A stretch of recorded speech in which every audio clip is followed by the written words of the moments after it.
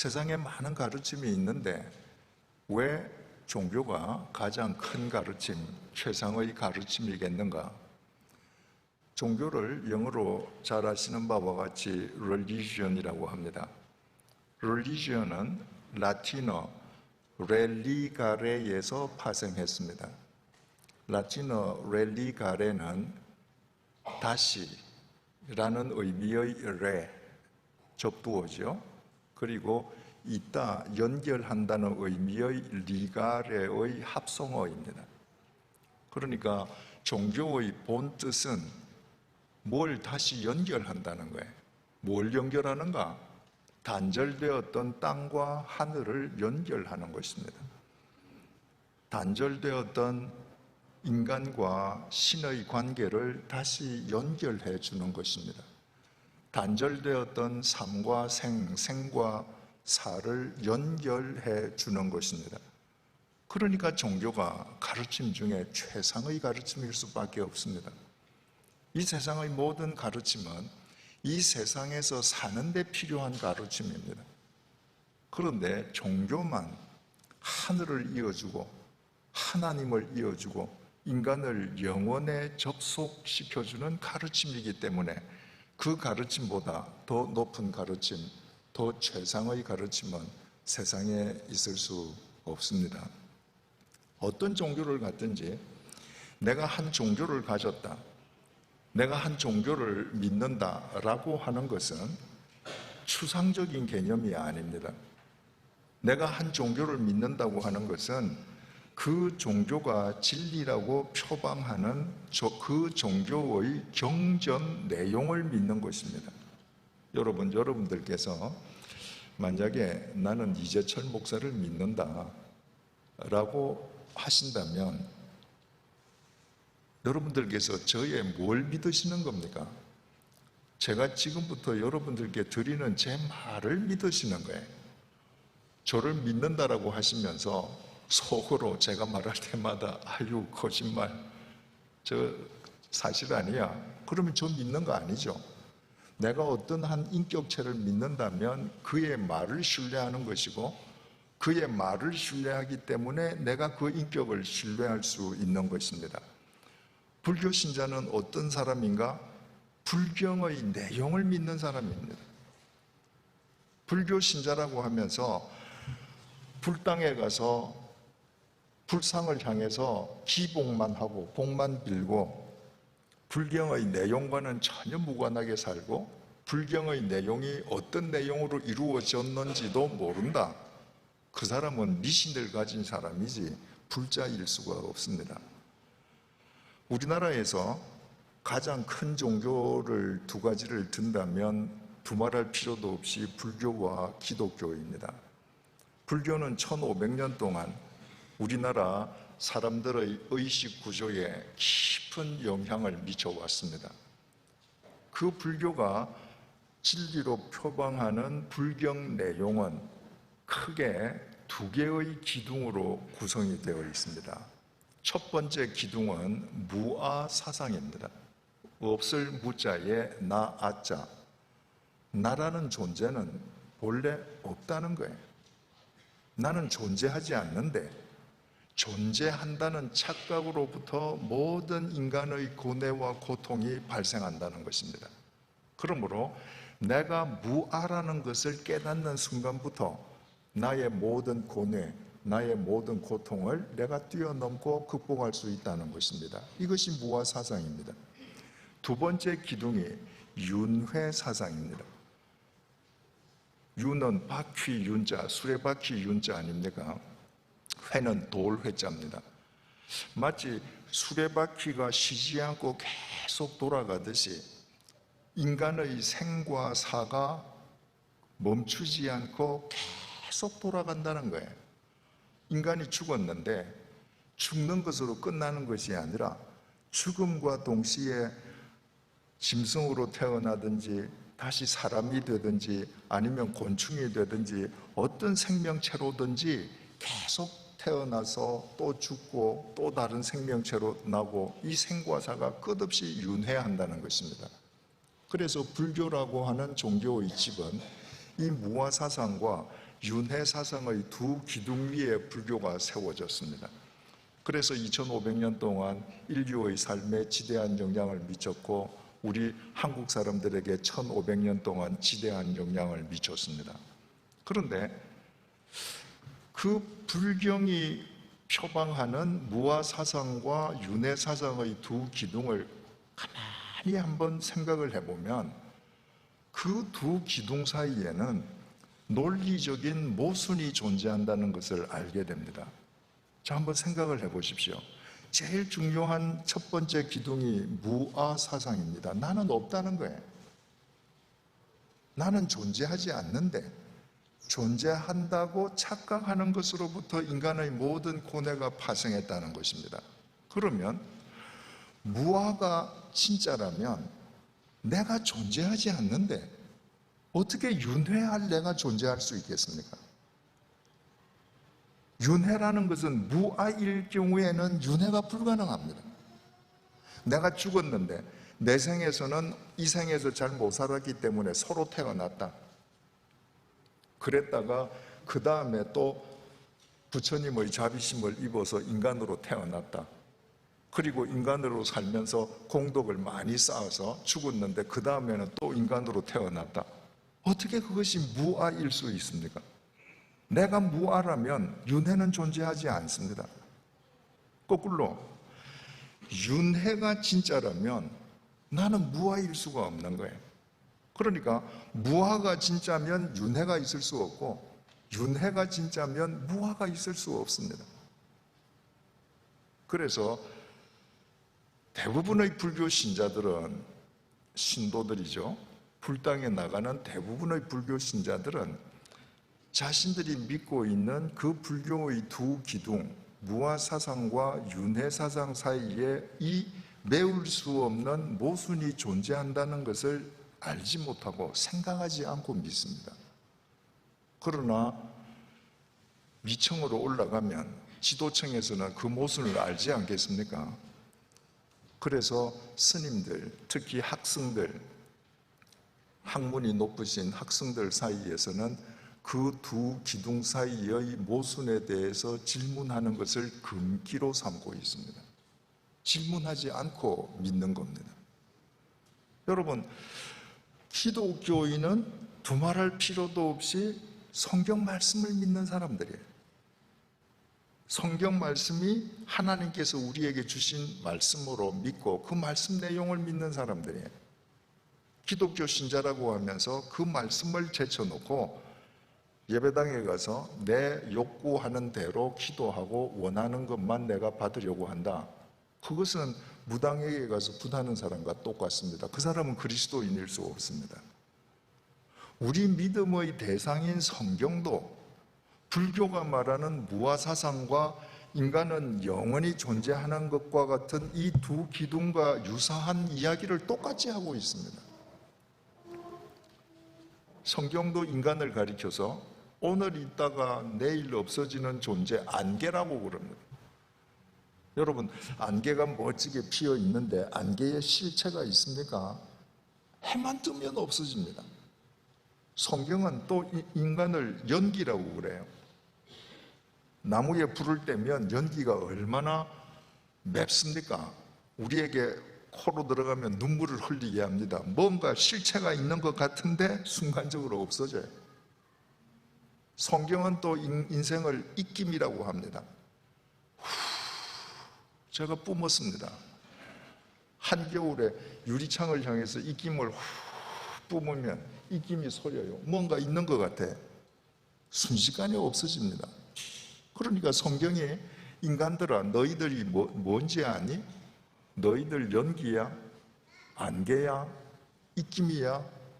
오늘 있다가 내일 시드는 들풀이야? 이거 다 무아와 똑같습니다. 내가 있는 것 같지만 실은 존재하지 않는 것과 같아요. 그런데 성경은 또 한편으로 우리에게 영혼을 이야기합니다.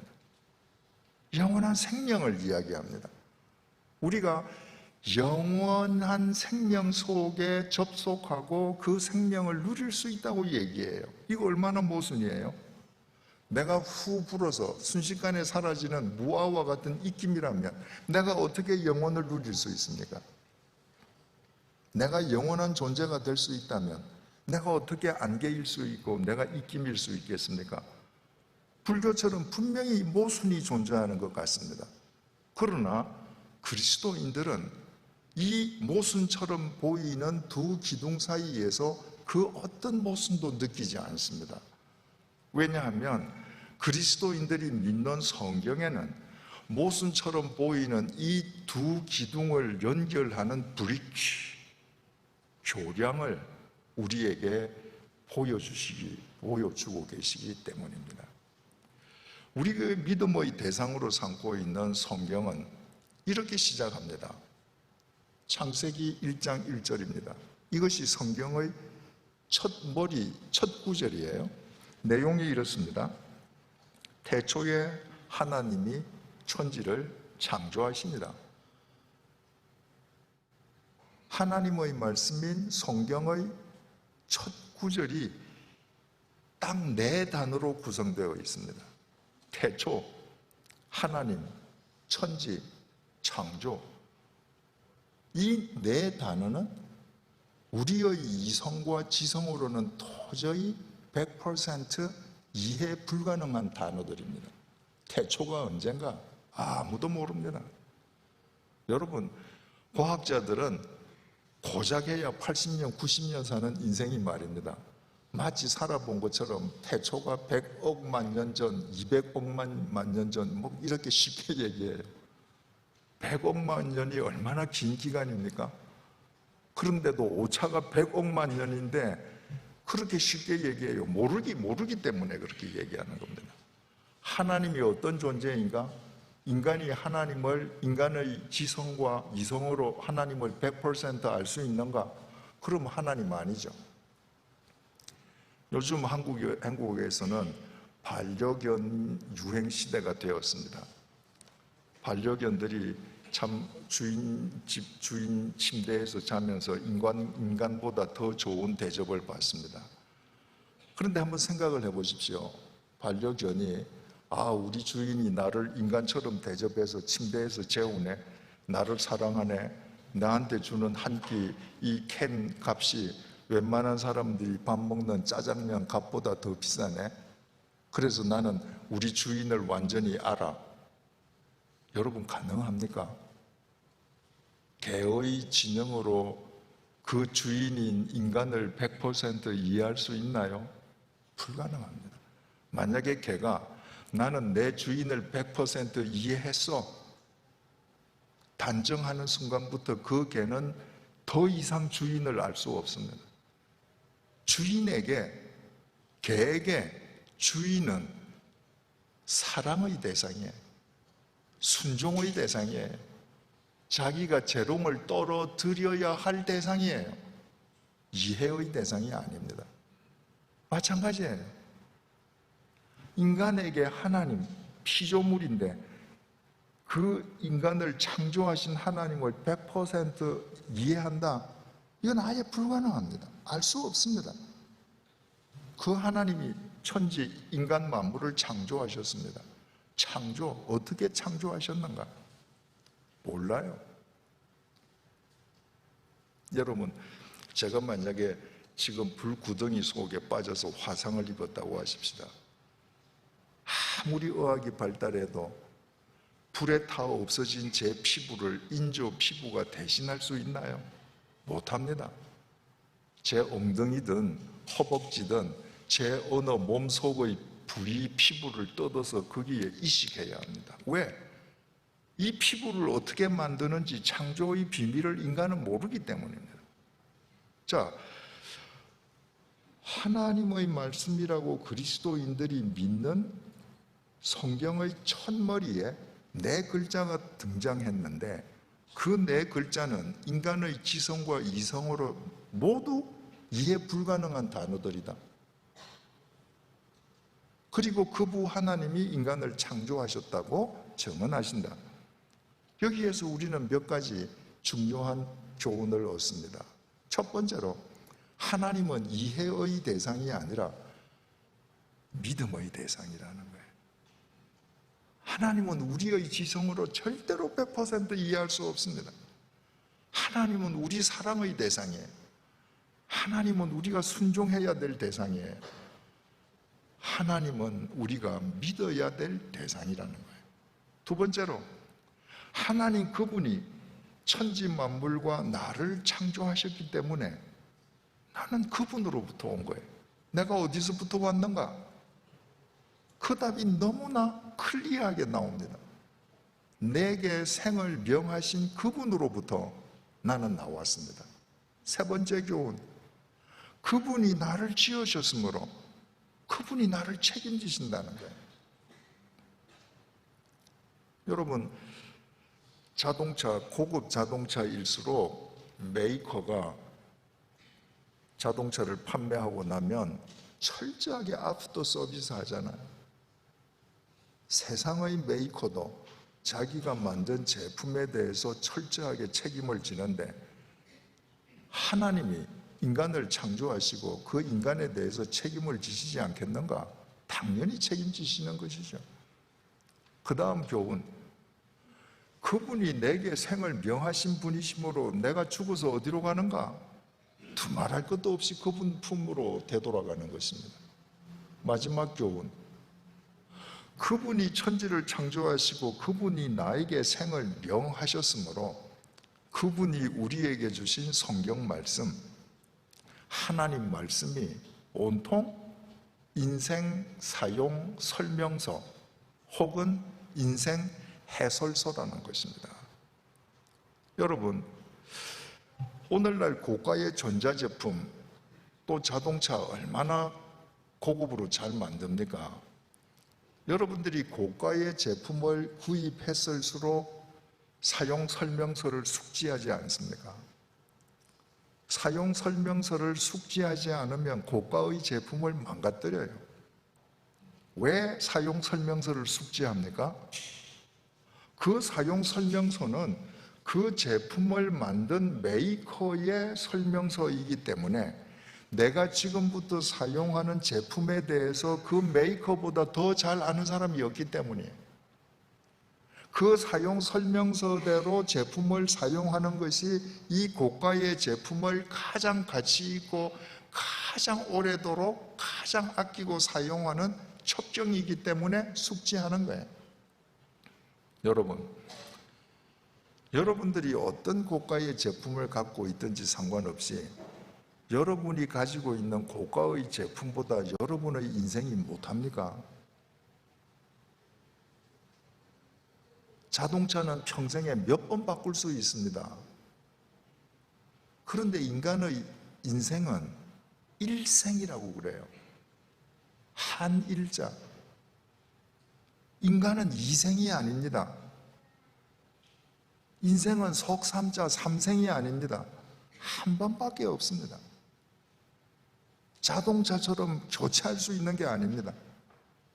한 번밖에 없는 이 인생은 지금 1초 1초 내 수명이 단축되어 가고 있습니다. 어떤 고가의 제품보다 더 소중한 인생입니다. 그런데 인생 사용 설명서를 숙지하려고 하는 사람이 없습니다. 그래서 자기 인생을 망가뜨립니다. 최초의 인간이 그랬습니다.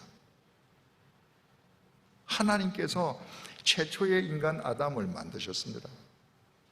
그리고 인생 사용 설명서를 말씀으로 주셨습니다. 에덴 동산에 살게 하시고 사용 설명서 말씀으로 주셨습니다. 교회 다니시지 않는 분들도 최초의 인간 아담이 하나님께서 금하시는 금단의 열매를 먹고 하나님의 말씀을 범했다는 이야기는 다 아시잖아요. 그게 뭐예요?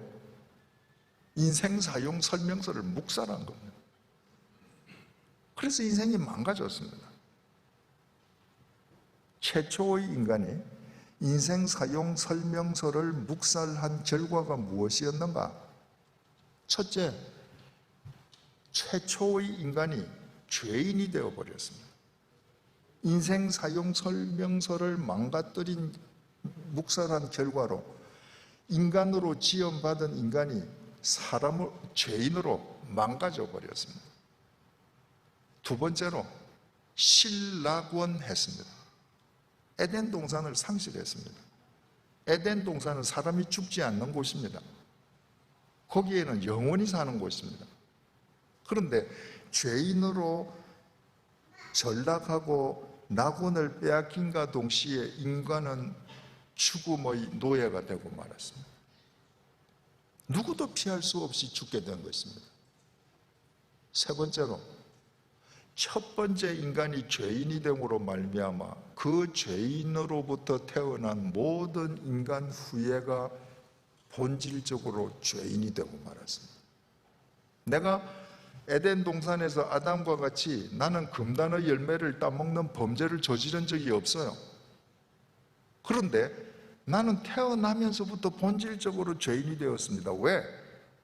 아담이 인생 사용 설명서를 묵살하고 죄인이 되는 순간에 사람인 아담의 DNA가 죄인의 DNA로 바꿨습니다.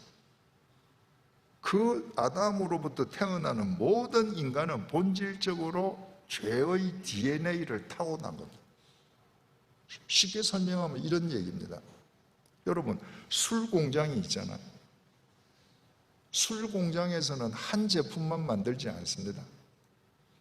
술 공장에서는 여러 제품이 나옵니다.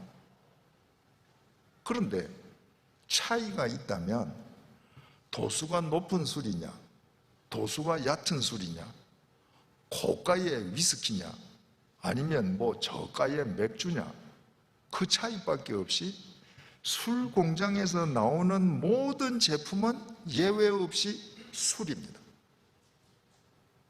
아담이 인생 사용 설명서를 묵살하고 죄인이 되는 순간에 첫 번째 인간이 죄의 공장이 되어버렸습니다.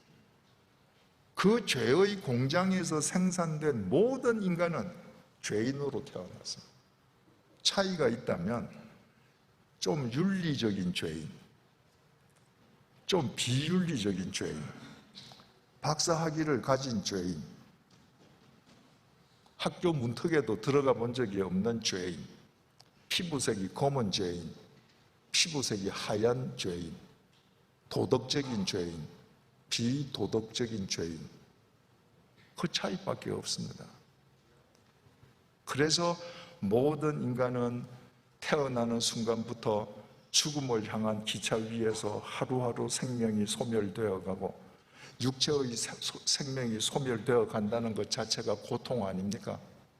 아픔 아닙니까? 그 아픔과 고통에서 벗어날 길이 없게 된 것입니다. 바로 그 죄의 공장에서 나와서 죄인으로 추악한 인간들을 구원해 주시기 위해서 하나님께서 이 땅에 보내신 생명 공장, 구원자가 바로 예수님이십니다. 예수님을 다르게 표현하자고 하면 화장품 공장으로 생각할 수 있습니다. 화장품 공장에서도 여러 제품이 나옵니다. 그런데 차이가 있다면 비싼 제품, 싼 제품, 얼굴에 바르는 제품, 몸에 바르는 로션, 남성용 화장품, 여성용 화장품, 손가락에 바르는 거, 이 차이밖에 없이 화장품 공장에서 나오는 것은 술이 아니라 전부 화장품입니다. 마찬가지입니다. 예수라는 생명 공장 안으로만 들어가면 도덕적이었든지 비도덕적이었든지 학문을 깊게 연구했든지 학문이 없든지 보잘것 없는 사람이든지 명성을 지닌 사람이든지 상관없이 모두 새롭게 생을 명받을 수 있게 된 것입니다.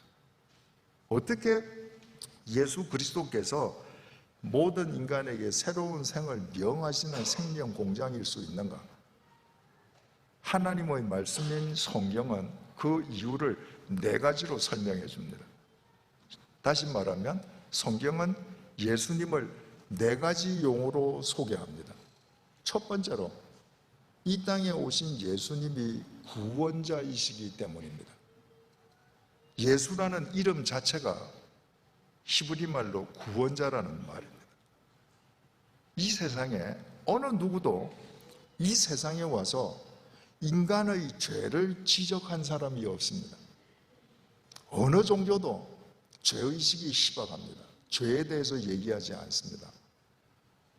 그것뿐만 아니라 인간을 향해서 네 죄 때문에 내가 죽어줄게 말씀하신 분도 예수 한 분이시고, 말씀뿐만이 아니라 실제로 인간이 받아야 될 죄의 값을 대신 받기 위해서 십자가의 제물이 되어 당신 자신을 죽음 앞에 내어놓으셨던 분도 예수 한 분밖에 없습니다. 여러분, 왜 예수님이 이 땅에 오셔서 공자님이나 부처님처럼 품위 있게 돌아가실 수 없었는가? 왜 십자가에서 벌거숭이가 되어서 피투성이가 되어서 돌아가셨는가? 하나님 앞에서 우리의 죄값을 대신 치러주시기 위함이었습니다. 그래서 그분은 결코 고상하게 돌아가실 수가 없었습니다. 그분의 머리에 가시관이 씌워져서 머리에 붉은 선혈이 낭자하게 흐르고, 가슴과 등짝이 채찍을 맞아서 붉은 피가 흐르고, 손에 못이 박혀서 피가 흐르고, 발에 못이 박히고, 예수가 죽었는지 아직도 살아있는지 확인하기 위해서 로마 군병이 창으로 옆구리를 찔러서 옆구리에서 마지막 물과 피 한 방울까지 다 흐르기까지 그렇게 처참하게 죽었던 까닭은 우리가 머리로 지은 죄, 우리가 가슴으로도 지은 죄, 우리가 손으로 지은 죄, 우리가 가서는 안 될 곳을 다니면서 두 발로 지은 죄, 우리가 썩어 문드러질 우리 몸뚱아리로 지은 죄, 그 모든 죄의 벌을 그분이 대신 받아주시기 위함이었던 것입니다. 그런데 예수님께서 우리의 죄값을 대신 치루어 주시는 구원자, 그 역할만으로는 부족합니다. 그렇게 해서 예수님께서 우리의 죄값을 대신 치르시고 죽는 것으로 끝나버렸다.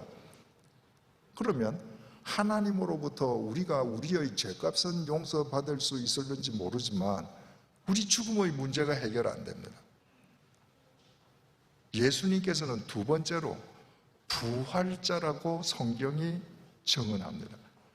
우리의 죄값을 치르기 위해서 그렇게 돌아가셨던 예수님께서 사흘째 되는 날 죽음을 깨뜨리고 다시 살아나셨습니다.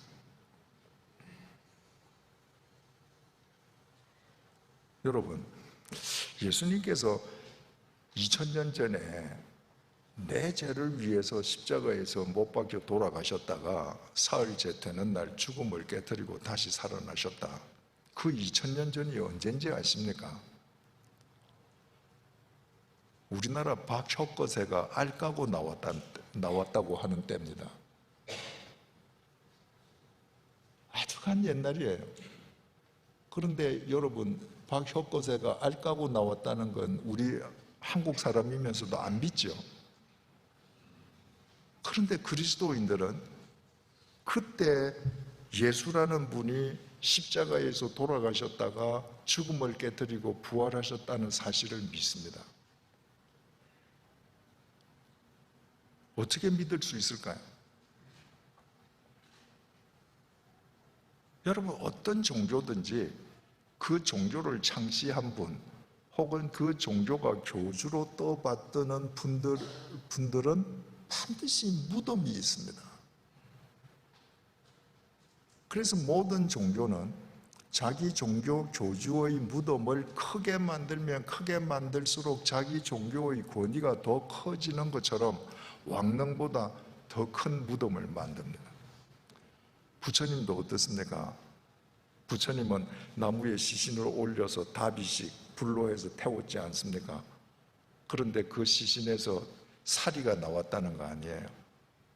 그래서 그때 부처님의 몸에서 나온 살이 조그만 무슨 다비씩 하기 전이라도 생전에 계실 때에 손톱이라도 하나 있다. 그러면 그걸로 탑을 세우지 않습니까? 그리고 부처님이 다비씩 하고 나온 진신살이, 진짜 돌아가시고 나서 몸에서 나온 사리로 탑을 만들면 그 탑이 신통력을 가졌다고 믿고 불도들은 그 탑에 가서 기도하면 이루어진다고 믿잖아요. 그 얘기는 뭡니까? 석가모니 돌아가셨다는 거예요. 근데 예수님은 무덤이 없습니다. 만약에 예수님께서 돌아가셨다면 그 예수님을 추종하던 무리들이 분명히 이스라엘 땅 어딘가에 왕릉보다 더 큰 무덤을 만들어 놓고 참배했을 것입니다. 근데 예수님이 무덤이 없는 것은 무덤의 핵인 예수님의 시체가 없기 때문입니다. 부활했기 때문입니다. 근데 그것만으로는 충분 조건이 안 됩니다. 예수님을 못 박아 죽였던 유대인들은 예수님이 부활하자 예수님의 무덤을 지켰던 로마 군인들을 매수해서 예수님이 부활했다고 말하지 말고 예수 제자들이 밤에 살짝 와서 예수 시체를 훔쳐서 숨겼다고 해라. 그렇게 거짓을 퍼뜨렸습니다. 더 확실한 증거가 있어야 합니다.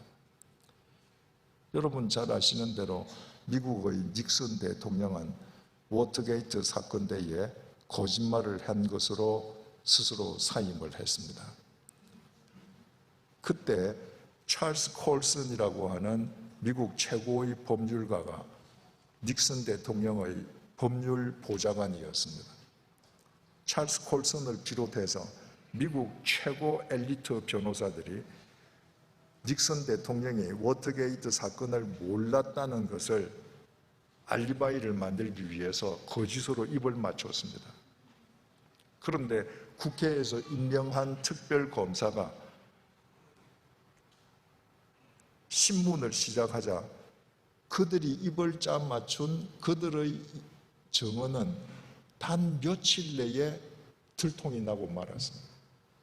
이들은 최고의 법률가들입니다. 특별검사가 뭐라고 물으면 뭐라고 답할지 다 각본을 짰던 사람들입니다. 그런데 각각 개별적으로 신문을 봤는데 며칠 만에 그들의 증언이 다 거짓이라는 사실 자체가 들통나고 말았습니다. 이유는 간단합니다. 그들이 지키려 했던 것이 거짓이었기 때문에 거짓은 절대로 지켜지지 않습니다. 그래서 미국 최상층부에서 권력과 부를 누리던 찰스 콜슨이 거짓 증언의 대가로 감옥에 갇힙니다. 그가 감옥에 갇혀서 다시 성경을 읽었습니다. 그리고 중요한 사실을 깨달았습니다. 예수 부활을 외치던 사람들은 법률가가 아니었습니다. 그들은 일자무식꾼들이었습니다. 만약에 예수가 부활하지도 않았는데 유대교 지도자들이 거짓 소문을 퍼뜨린 것처럼 예수의 제자들이 예수님의 시체를 훔쳐다가 숨겨놓고 우리가 부활했다고 거짓말하자라고 짰더라면 그 거짓 증언은 얼마 못 가서 들통났을 것입니다. 그건 거짓말이기 때문에 그 무식한 어부들이 어떻게 그 거짓을 완벽하게 지켜내겠습니까? 그런데 그들은 불에 타 죽이면서도 예수가 부활했다고 외쳤습니다.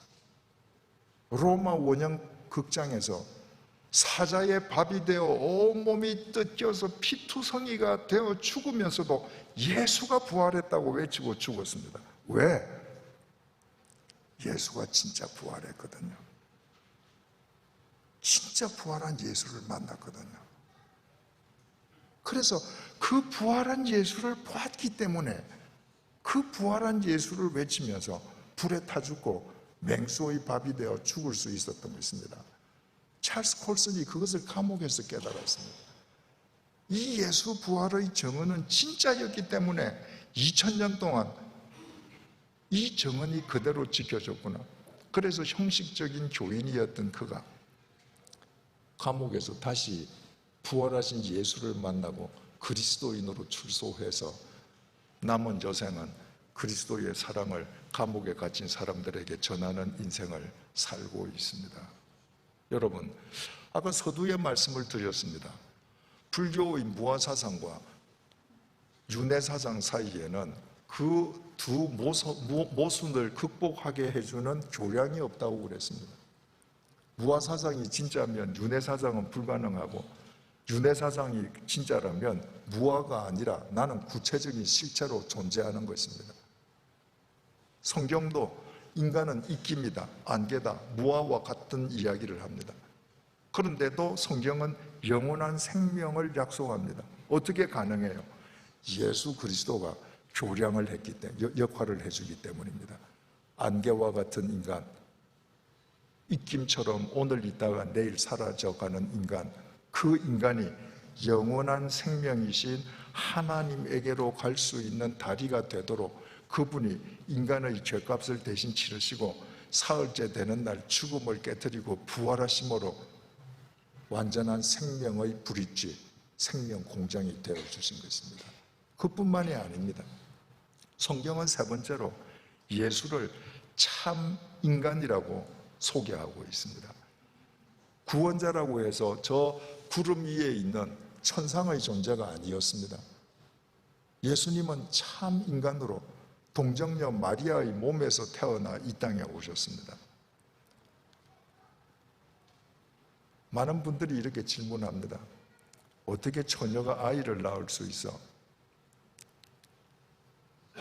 여러분, 성경 제일 첫머리 창세기 1장 1절이 태초에 하나님이 천지를 창조하시니라.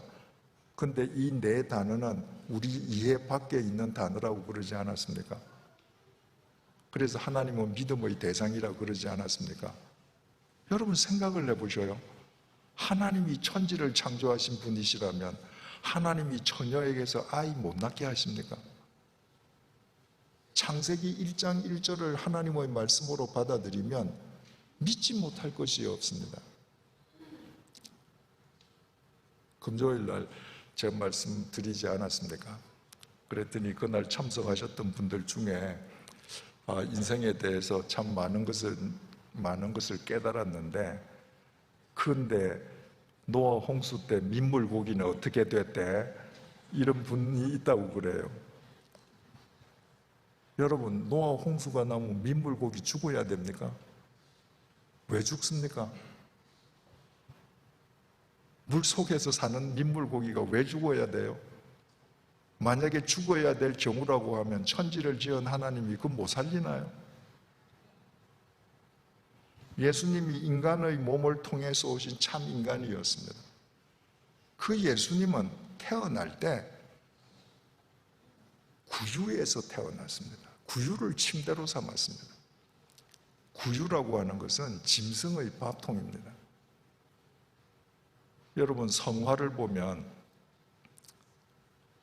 예수님의 어머니 성모 마리아가 갓 태어난 아기 예수를 그 구유 짐승 밥통에 이렇게 뉘는 장면을 아주 광채가 빛나는 그림으로 정말 거룩하게 그린 성화들이 많습니다.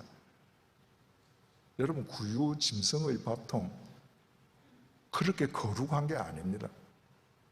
짐승의 밥통은 이 세상에 가장 더러운 것 중에 하나입니다. 여러분이 아무리 가난해도 여러분의 자식을 낳아서 아기를 누일 데가 없다고 짐승의 밥통에 누이겠습니까? 그런데 예수님은 이 세상에 태어나는 순간부터 더러운 냄새가 나는 짐승의 밥통을 침대 삼고 이 땅에 오셨습니다. 예수님은 이 세상에서 가장 바닥 인생으로 오셨습니다. 그래서 예수님은 이 세상에서 가장 바닥이라고 생각하는 사람의 마음도 알고 헤아리십니다. 여러분, 우리가 살아갈 때 얼마나 그럴 때가 많습니까? 내가 세상에서 지금 제일 불쌍해. 세상에서 누가 내 마음 알까? 내 처지를 누가 이해할 수 있을까? 여러분을 이해하는 분이 있습니다.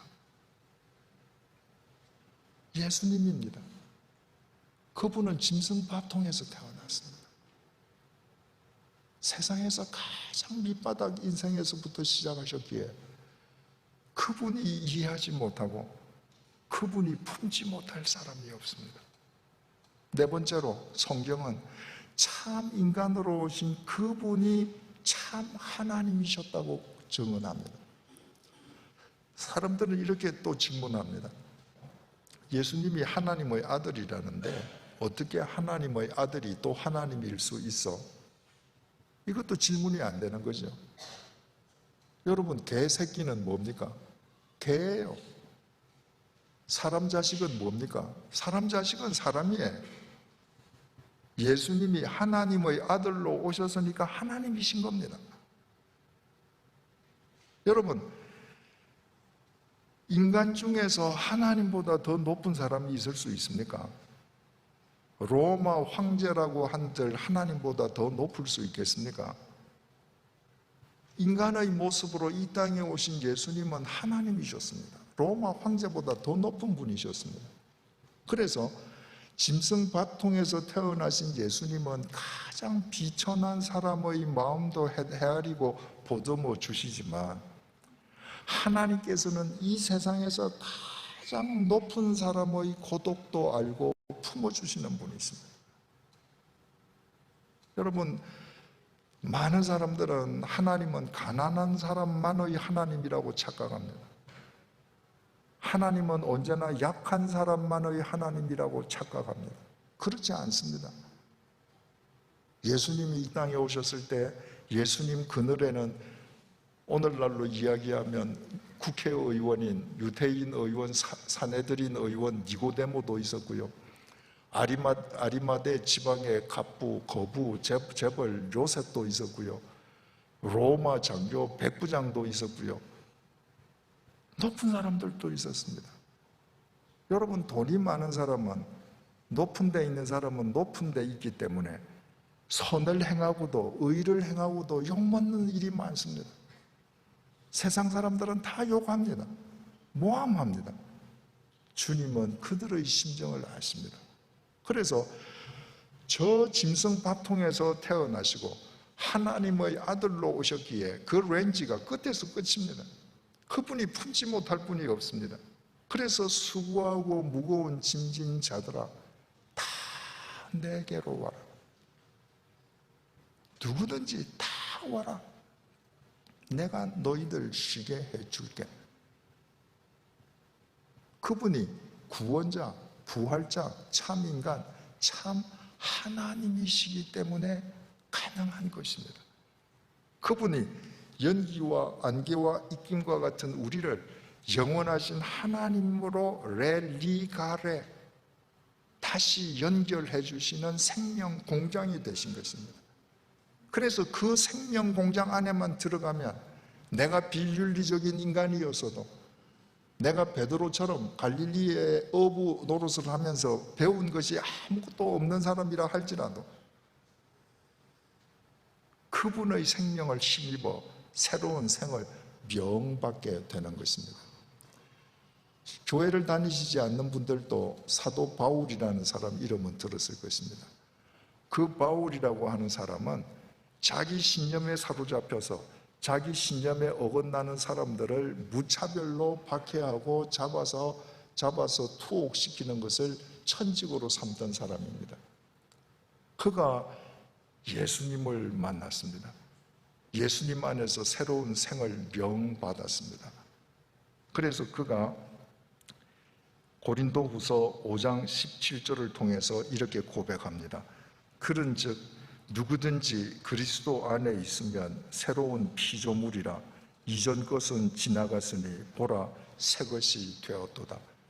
내 몸은 똑같은 몸인데 지금 이전까지의 내 몸이 내 욕망의 도구로 내 생명을 갉아먹는 의없는 도구였다면, 지금부터 새로운 생을 명받은 생명의 도구, 진리의 도구, 의의 병기로 새로운 피조물로 거듭났다는 거예요.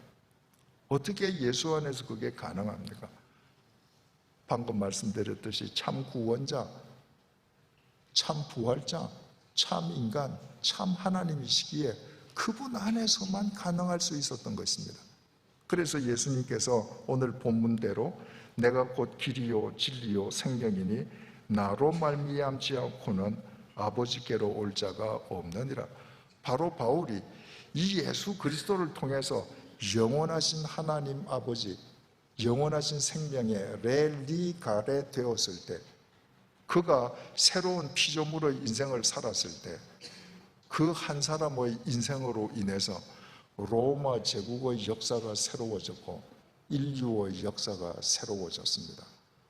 그가 태어난 날과 죽은 날이 정확하지 않기 때문에 연도는 알 수 없지만 그의 인생 역시 태어난 날과 죽은 날 사이에 짧은 하이폰으로 끝났습니다.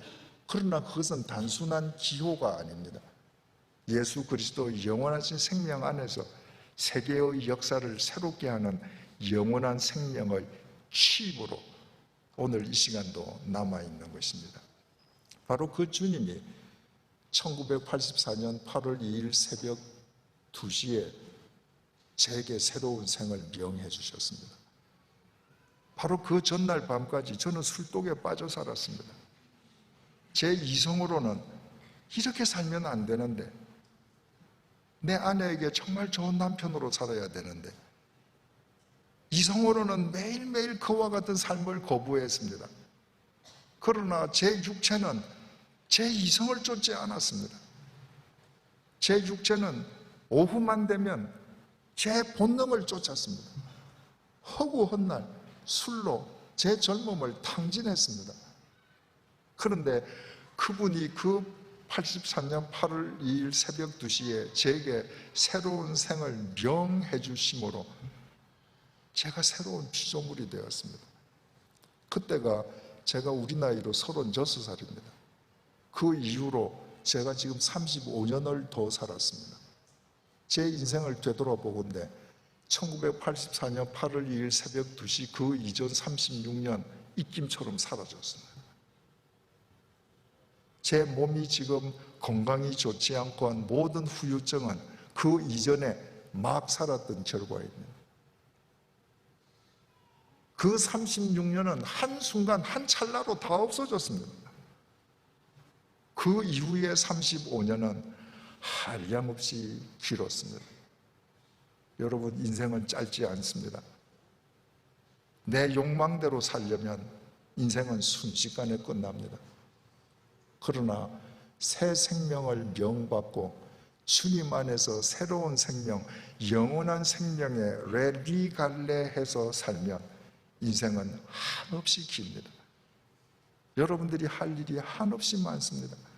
여러분의 한 사람으로 인해서 한 시대의 역사 한 부분은 얼마든지 새로워질 수 있습니다. 오늘 바로 그분이 여러분 한 분 한 분을 불러내시고 계십니다. 여러분에게 새로운 생을 명해 주시기 위함입니다. 그분을 인생의 주인으로 모십시오. 그분 안에서 여러분이 새로운 피조물이 될 것입니다. 그리고 고갱의 질문에 여러분들 당당하게 답할 수 있을 것입니다. 우리는 어디에서 오는가? 내게 생을 명하신 하나님께로부터 왔다. 우리는 무엇이 되어야 하는가? 우리에게 새 생명을 명하시는 주님 안에서 새로운 피조물로 살아야 한다. 우리는 어디로 가는가? 내 코끝에서 호흡이 멎는 순간에 공동묘지를 뛰어넘어 내게 생을 명하신 영원하신 하나님의 품으로 돌아가리라.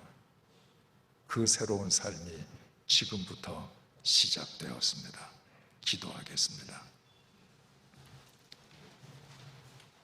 주님, 다메섹 도상에 바울을 불러내시듯이 주님께서 창세전부터 선택하시고 예정하신 주님의 자녀들을 불러내시기 위해 오늘 이 자리를 마련하시고 예배 드리게 해주시고 그 한 사람 한 사람을 불러내어 주시는 것 감사합니다. 주님, 모든 사람들이 겸손하게 주님의 부르심에 응답하게 해 주시기를 간구합니다. 주 예수 그리스도 안에서 새로운 생을 명받게 해 주시고 그들의 사지백체가 주님 안에서 새로운 피조물이 되게 해 주시기를 간구합니다. 그들의 이성과 몸이 따로 놀던 인생이 이제는 예수님의 말씀 안에서 이성이 지향하는 바 바른 삶을 쫓아 살게 해주시고 그들의 삶이 생명의 통로가 되게 해주심으로 그들이 이 땅에 있음으로 인하여 이 땅의 어둠이 밝아지게 하시고 이 땅에 누군가의 인생이 새로워지게 하여 주시옵소서.